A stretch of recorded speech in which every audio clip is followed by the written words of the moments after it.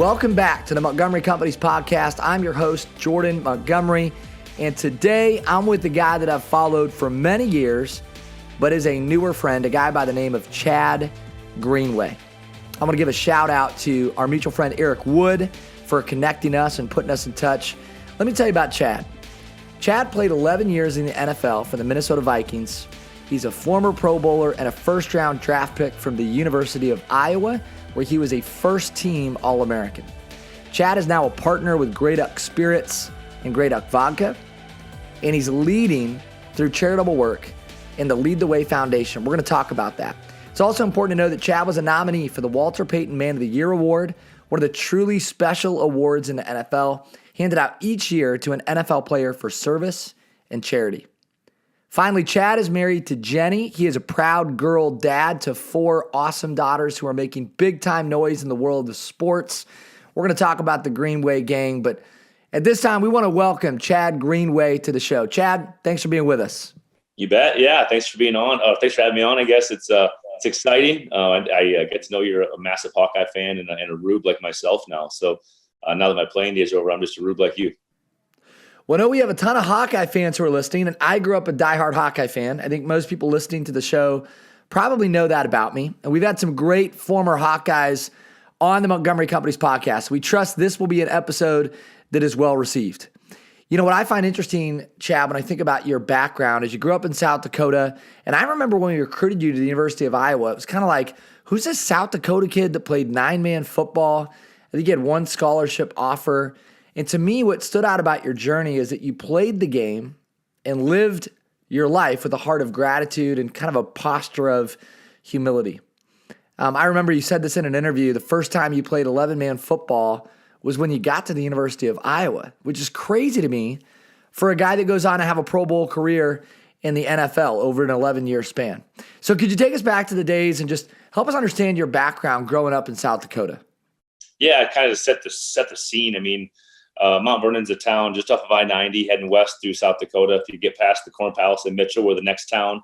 About 400 people. I think it was population 368 when I was growing up. We got paved roads when I was in high school, actually, which was a big deal in town. You know, we're famous for Wormer's Steakhouse on Main Street. We got like 3 businesses, a couple gas stations, mechanic shop. I mean, it's small town Americana. I mean, Iowa's got a million towns like that. And South Dakota is more the same. So for me growing up, you know, both my folks graduated from Mount Vernon High School. My dad went to country school until 8th grade and went to high school, Mount Vernon High School. High school sweethearts that got married, both came from farmers. So my grandparents on both sides farm, aunts and uncles farm on both sides. And I grew up on a farm. So my folks got, you know, married at 18 and away you go, you know, product of the 70s, so to speak. You know, they just let it rip and they try to figure it out the hard way, you know, kind of school of hard knocks, no secondary education at all. You know, kind of learned the ropes the hard way, future, fast forward, my dad's passed in 2014, but, fast forward from 2000 to 2014, I mean, selling futures in the grain market, they're running their business, they're growing a business. They really kind of came about the hard way and never really took a dollar from anybody, never spited a neighbor, never tried to take land from somebody, always made moral, ethical, and great decisions for each other and for the family. So growing up, I grew up in that environment. I was the youngest of 3. I have 2 older sisters who used to just beat the brakes out of me every chance they got until I got bigger and stronger. And, and I grew up a typical farm boy. I mean, I was outside 24/7. I guess what was probably unique to me is, not unique to a lot of boys growing up in America, but I wanted to play professional sports. I was a fanatic. Whatever ball there was, I wanted to play it. Football, baseball, basketball, ran track. And it was encouraged in a small town way. I mean, everybody's there on Friday night lights, every hometown basketball game, every away game in basketball, we're traveling wherever, track, it's almost mandatory. Our football coach had a no track, no back. So if you weren't running track, you weren't playing quarterback or running back, is that mentality. And, I always liken it to giving me the biggest advantage possible in my career of what I chose, which was football, was growing up in that town. The town is humble by nature. It's modest. You don't brag. You don't say too much. And I think the part for me was that I kind of have an arrogant streak and ego about me. But it is kind of just more of like confident in my own abilities and what I can do growing up. And when I went to neighboring towns, big rivals, those small towns become massive rivals. I had sort of a chip on my shoulder because when I walked into every gym on every football field, they wanted to try to stop me. Right. And I was sort of this unleashed beast, that had never been seen before in that area. So I really embraced that. And I think that really started, what would really kind of become my biggest advantage, over and above living on a farm and growing up on a farm and learn how to work, get up early, grind was this developing chip on my shoulder of determination that I was going to prove everybody wrong, starting with myself and the fear that I live with of failure. And I talk about that a lot, but it was an unbelievable childhood. I don't think that I could have drawn it up any better. The parents I had were incredible, supportive, did not push me down any direction at all. My sisters were great, taught me a lot of hard lessons and good lessons, and continued to support me all through my career. All sets of grandparents were involved, would come to all of my games, would travel up to see me to play, at Iowa and then in the pros.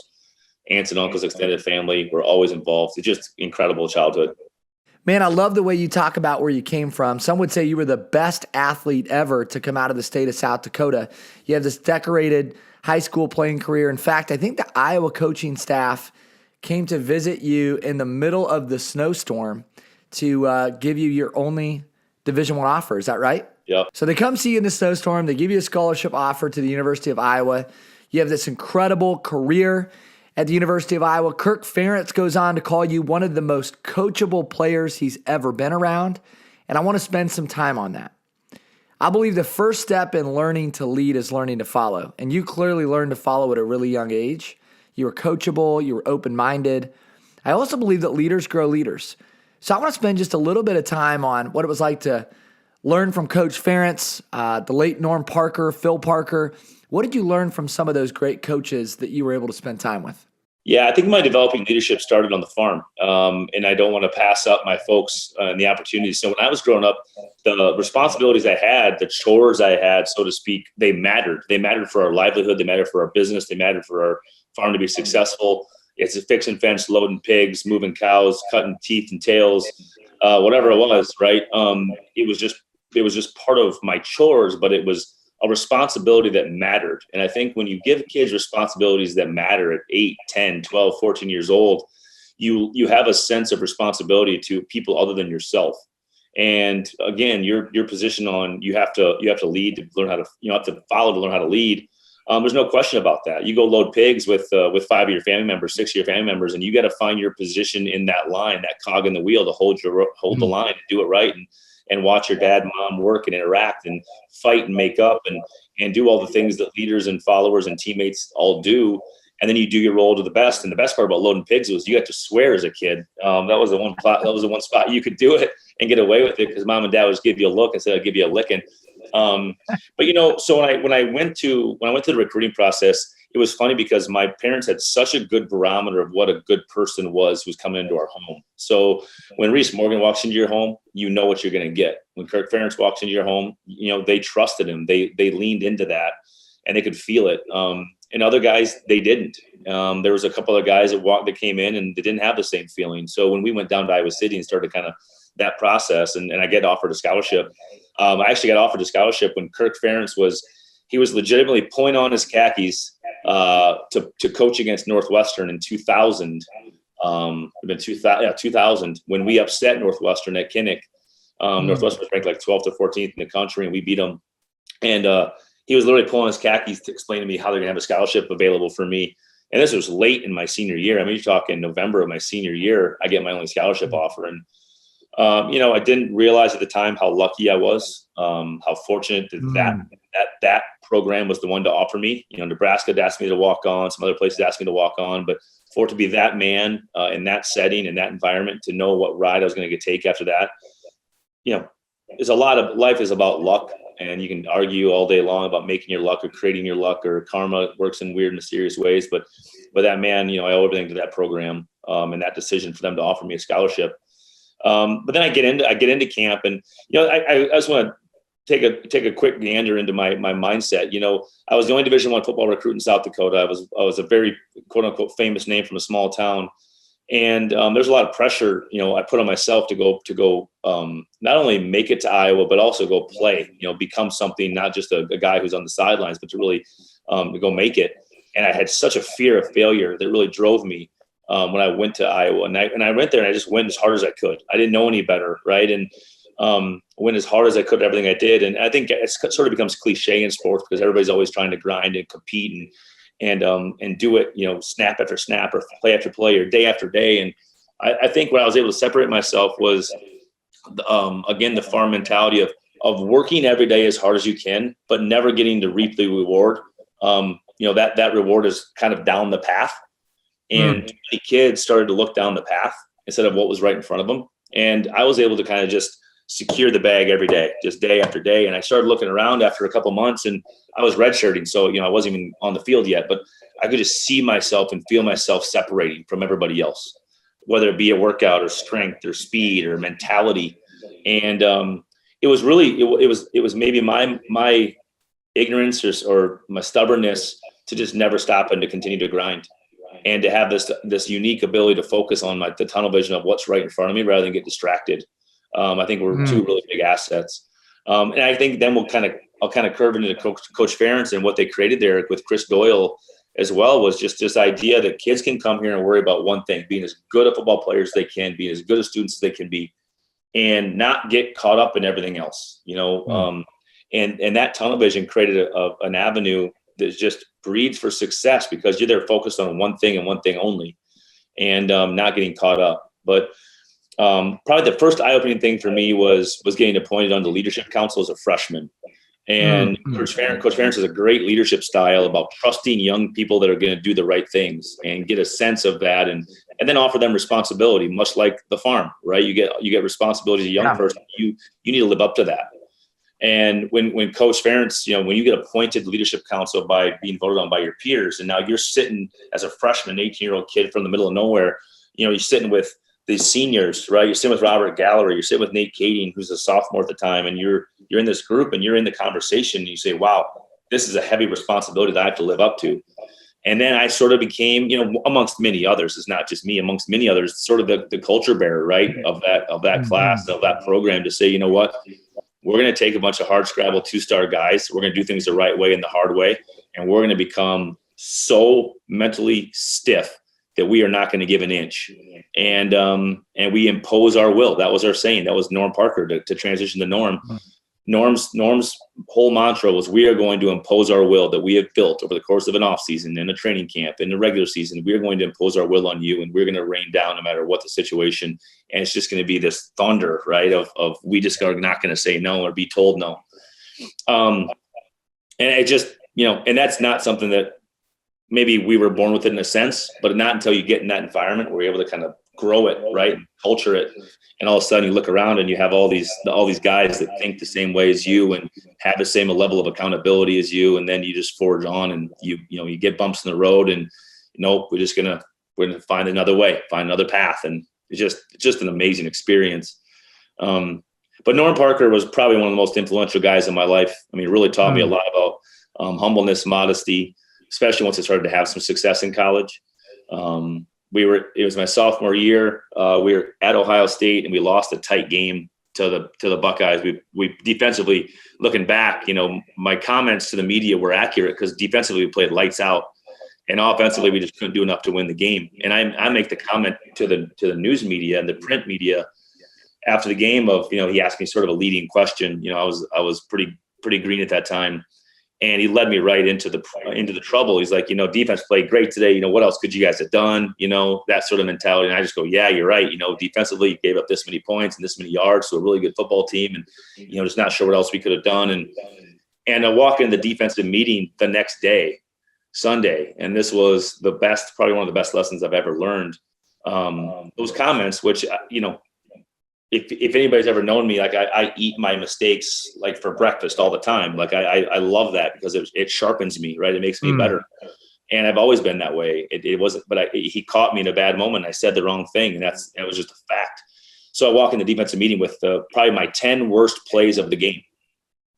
Every play, we went through every play. It was just me, and he was talking to just me, to the defense. And then we went to the team meeting, and he did about half of that amount of plays. And then he put up the article, and how it was written just sounded terrible, right? Like I'm blaming the offense for the loss, and defensively, look how good we did. And then you watch all these negative plays, and the mentality is like, listen, could you have done more? Could you have played better? It's never one person. It's never one side of the ball. And that just, I mean, that level of accountability, Wow. It was really hard because I was a young, talented guy, but man, did he make an example of me. And I think when you make an example of a guy who's towing the line and doing things the right way, as much as I could, I tried to be perfect. We all fall short, but when you make an example of a guy like that, man, do people listen. And is that such an opportunity for a coach to kind of curate that culture even further and stronger? And it made me completely the player I was. So going to the pros, it was like, this is just who we are as a Hawkeye. You see the Hawkeyes have so much success in, post-career in the NFL, and that's one of the reasons. It's because we're able to eat our mistakes, man. I mean, it's just reality. We're not gonna wish them away to somebody else. So powerful. Man, I love that story. It makes me think about our mutual friend, Tim Bohannon. He's got this powerful question that he challenges leaders to ask of themselves. And the question is, what part of the problem is me? I think it's a great question that leaders just continually ask when something doesn't go well. Whether you're 5% of the problem or 95% of the problem, what part of the problem is me? And I love the humility and the self-awareness, Chad, that you displayed, just kind of walking us through that story. I think that's been a big part of your journey. You've been such a great representative of the University of Iowa. In the theme of Iowa Hawkeye football, I'm going to put you on the spot. This one's for Hawkeye Nation. What was your favorite all-time Hawkeye memory? I'll go with two because the first one's non-football related, which is what people are looking for. My favorite memory is, and this is sort of became that way with my dad, was senior day. Running out. I can remember running out on the first game. I was redshirting my freshman year. I'm there. I'm in the stadium. I make uniform. I'm running out. I'm not going to play a lick that day. But that feeling of like, wow, like someday I'm going to play in front of these guys. Like if I can grind, if I can work. And then senior day, just to have that cap put on it. I've watched that video back of running out, and my folks are there. Obviously, my dad and my mom, and just the emotional sort of, it just gets me because my mom's and dad's mom and dad's relationship with Iowa and Coach Ferentz and all the parents and the tailgating and the fun and the relationships and we never traveled as kids, right? Because we have the farm and their ability to travel and see part of the country because of football. It just really is tied into a bow of how great college football and the University of Iowa is. That would be my favorite memory because it's like, holy cow. Not only did I make it, I played. I didn't have to change. I didn't have to become somebody different to do it. My dad's advice when I left for college, and it's really the only, I would say sincere, real advice he gave me. But he was a man of few words, was just don't forget where you came from. And I think it's such an important, simple lesson that not a lot of people talk about enough. Is you're going to go off into the world and represent your family and this town and this state. How are you going to be remembered? What kind of decisions are you going to make to be remembered? What kind of leader are you going to become? What kind of follower are you going to become? For those that are kind of in your wake, coming after you, and really resonated with me. So I look back at that photo. I watched the video. Actually, my mom sent it to me. It popped up on like Facebook or some one of those things, and it was just like instantly emotional for me. Just because of so many floody Mac memories and amazing times in that stadium and those folks that were there. And then football wise, unbelievable run that we were able to have two partial rings on two Big Ten titles. Was a part of the catch with Warren Holloway against LSU. I honestly think my favorite memory is beating Wisconsin my junior year in Kinnick to secure the Big Ten title. Because we were home. It was an amazing, amazing game against a rival that we just dominated, and fans rushed the field, and it was just awesome. just an awesome game, awesome environment. It was cold. It was just Iowa football weather. At that point, of course, we're still playing on grass at Kinnick. So it was just everything great about Iowa football. I remember the catch, man. I remember the exact game you're talking about against Wisconsin. We secured the Big Ten title. Man, so many great memories for Hawkeye fans, just to think back on when you played. And you had this transition from college to the NFL. And I remember you said when you made that transition, you and Jenny made a commitment to use your platform for good. And you'll be remembered, I think, as one of the more charitable Minnesota Vikings and probably just one of the more charitable NFL players, period. Can you help us understand where that desire to serve and be charitable comes from?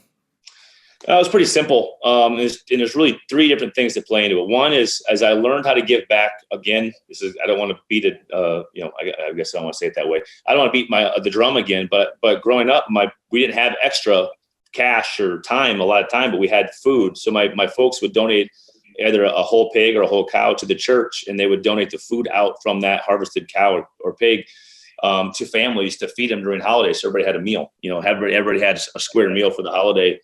And it was really a good lesson on, we don't have a lot, but we have this. We have something that we can give to somebody. And I think we always have to look at, no matter what, everybody always thinks if you're going to donate or be philanthropic, it has to be money. But a lot of times it's time. Your time is probably the most valuable thing you have in the world. So if you can give somebody your time, I think that's the most important thing you could give to anybody beyond, any other measure. But I think the other thing would be is that idea of togetherness. Like, we're going to give you a meal. Like, there's a meal. There's no excuse to get your family together and be together and find that moment in time. And then I went to Iowa, and it was very important to the Iowa football program and Iowa athletics to go to the Children's Hospital, spend time there. Obviously, now we have the Wave with the Children's Hospital, which is just such a dynamic and amazing thing for Iowa football and Iowa and the hospital and everything. So I learned, by the people around me. I didn't like have this unique, unbelievable idea one day. It's like, I'm going to be different. No, it's like, you're just around good people that teach you good lessons. And then it's like, are you willing to listen or not? And when I got drafted, again, the Vikings did a really nice job of being charitable and community based. There's a gentleman named Brad Madsen, who's now retired, who was kind of a community director. And he came in, he's like, what do you guys want to do? And I'm going to go backwards, because the most important decision I ever made in my life, hands down, was marrying Jenny. And we met freshman year of college. And what it did was it allowed me to just have a clarity of mind that I didn't have to go out and be always looking for something else, or get in the weeds on some trouble, or be out late. And, and it was fun in college because, of course, you're hanging out with buddies and their girlfriends, and it's just this great environment, right, of just fun. And then we get married and go to the pros. We've been together for 3-4 years already. And it's like, I didn't have to go out there and chase things. I didn't have to go out there, whether it be trying to be famous or become bigger than I thought I was. Like, I was super self-aware of who I was, and I was really comfortable in that. And she's always been so good at laying out priorities and holding me to them, and me holding her to them. And I think, feeding off each other and wanting to want to be each other, be proud of each other, and all those, whether it be decision-making or what we're doing. So when it became the opportunity, is like, we're gonna create this foundation. We're gonna create something bigger than ourselves, and our goal one day is for our kids to pass, to take the torch. And at the time, it was probably a little ignorant to think that, or naive maybe to think that we would be able to last that long and have a long career. But before you know it, you play 11 years, your career's over. Now I'm 5 years removed from my career, and our foundation is stronger than it's ever been. Like, we haven't ever been financially stronger. Our relationships haven't been better than they are right now. We're able to give more time to it, which is awesome. And now we have a 14-year-old, 11-year-old, and they really start to understand what we're doing and the impact, and they see it, and they meet the families and the kids that we're impacting, and they're like, wow, that could either be me one day, or I could be that sick kid. Illness and disease doesn't care how much money you have or your lot in life. Or I could have a kid like that. I could have a family member. I could, you just don't know the situation. We're all so lucky to have our health, and some of us aren't as lucky, and we need to support those folks. So that was the direction we took. And it's been incredible. We have 10 of our lockers from our locker program across the Midwest, from Fargo to Iowa City to Hudson, Wisconsin, and across the metro and Sioux Falls. And we do a number of different programs here in the Twin Cities for either moms of sick kids or families. with sick children. We have a football camp. We support a number of different organizations. And we do it in different ways. We do it with time. We do it with resources. We do it with money. And we just try to diversify ourselves. And the single most important reason they were able to do that and grow is relationships. And, I like to think if I shake your hand and you tell me something, I'm not only going to hear you, I'm going to listen and I'm going to remember. And I want to be authentic to who I am. And I think that's because of where I came from and the people that have been around me in my life. And I think that people want to be around authentic people that they can trust. And I feel like that's something that Jenny and I are. Yeah, no doubt. As you're speaking to this, man, I think about the verse in Luke. I think it's Luke 12:48. To whom has been given much, much will be required. And to whom has been entrusted with much, much more will be asked. And I think about that verse when I think about your story and Jenny's story. If people want to find out more about Lead the Way Foundation, where do they go to get more information? Yeah, obviously you can always follow my social handles at Chad Greenway 52 on Twitter and Instagram, but chadgreenway.org is where we run the foundation through a number of our different programs. So it's a super original website with chadgreenway.org. So we didn't think outside the box on that one 15 years ago. But yeah, it's been a wild ride, man. It's been a wild ride to think of where we got here. And I think, I'm not great at verse, but the one that always resonates with me is as iron sharpens iron as one man sharpens another. Right. And I think that's something I've always thought about. And you have to arm yourself with the right people around you. And you have to be, maybe the harder part is be willing to part with those that aren't. And, and I think that those are decisions, whether it be family, friends, or acquaintances, where like, you know what, this isn't for me. And I can't be armed with these people because they aren't on the path that I'm on. And to understand that, and it's something, it's not as you don't want to bring those folks with you. Sometimes you try, but it's just not going to be in their nature. So we really talk about that a lot with our children about, who, the 5 people you hang around, right? That's who you become. So let's make sure we're hanging around the people that are going to get to the same place that we want to go to. So good, man. Couldn't agree more. Powerful message. Obviously, you've got Great Up that's going well. You're working through your charitable endeavors. You're busy being a dad. You got 4 girls. We were just chatting offline before the conversation started. You're also the head of the Youth Basketball Association. Is that accurate? So you're a busy guy, man. I've got a loaded question. What's next for Chad Greenway and the Greenway family? Yeah, so I retired. Madden was 9. She was in 2nd grade, going to 3rd grade, I think. And I love basketball. I was a basketball player before I was a football player growing up. I just didn't get good enough or tall enough. And it's been so great because I've been away from the game of basketball for so long, from 18 to 34, essentially 33. And now I've dove back in a different sense in coaching. And you couldn't pay me enough money to coach football. But I'll coach youth basketball all day long. So I love it. And girls listen. Boys never listen, and girls listen, which is great. So true. So true. So I became the Wayzata Girls Basketball Association president. We have about 500 kids from 2nd through 8th grade. And I manage that. I'm the president of the board, a great board. And we are sort of the in-school association for girls sports in our district. And now, as you said, my oldest is in 8th grade. In Minnesota, you can play high school sports as a 7th or 8th grader. So you can run track, you can play volleyball, basketball. So she started playing varsity hoops last year in 7th grade for our Catholic school we go to, Providence Academy. So she took him to the state championship game last year as a 7th grader, had an unbelievable season. She really cares about the game. She really loves the game. She plays soccer and runs track as well. I'm not sure if we mentioned this, but Jenny ran track at Iowa and was a track athlete growing up. So, she's a dynamic athlete as well, so the kids have no hope but to be competitive. Right.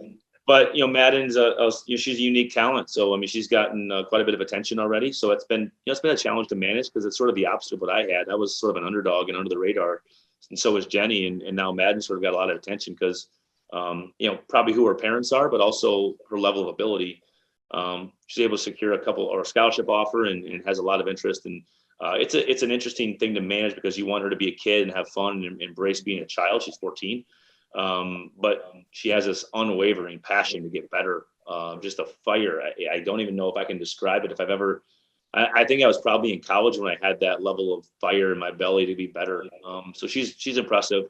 And she's better at math than she is at basketball. So that's a good thing. That's awesome. That comes from her mother, thank God. So and then I have an 11-year-old Beckett, who is just a wicked talent as well. And then she's in 5th grade, and I coach her currently in basketball. Soccer, they've both aged and they've leveled out. I don't have any knowledge other than to cheer for them to hustle harder. So, and then we have a 7 and a 5-year-old who get carted into their gym rats, right? Or their soccer rats. They're at everything possible. But I just love how my career positioned itself, and the timing allowed me to get out. And, the financial freedom that I'm able to have now allows me the one thing that people want is time. I have time to raise my kids. I have time to do what I want to do to raise my kids and help them and encourage them and coach them and embrace them when they need that. And man, that's I think if you said, what's the best part about playing football? Well, it offers you financial freedom at a younger age. I mean, let's be honest. That's been something that I never got into the game for that. I never really cared about that when I was doing it. But now it allows me to raise my family the way I want to, which is so awesome.